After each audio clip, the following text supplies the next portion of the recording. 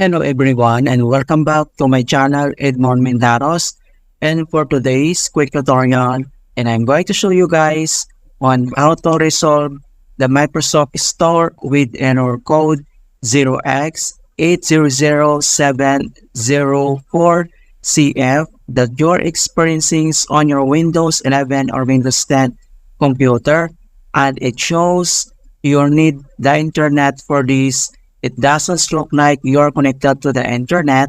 Please check your connections and try again with the error code 0x800704cf.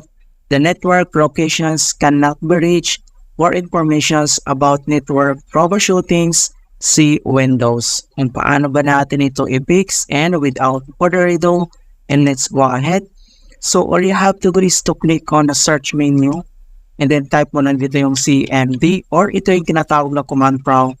And then kailangan mo lang mag-right click. And then select mo lang dito yung run as administrator. If you receive user account control, and then click mo lang dito yung yes. And then dito sa administrator command prompt ay kailangan lang natin i-enter yung command keyword na ipconfig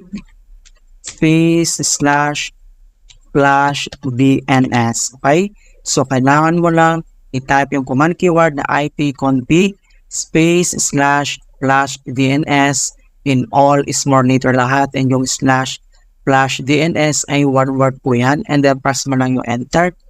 And makikita mo na dito na successfully flash the DNS resolver phishing. So, ang next is command keyword na kailangan natin i-type ay type mo lang yung netsh space reset.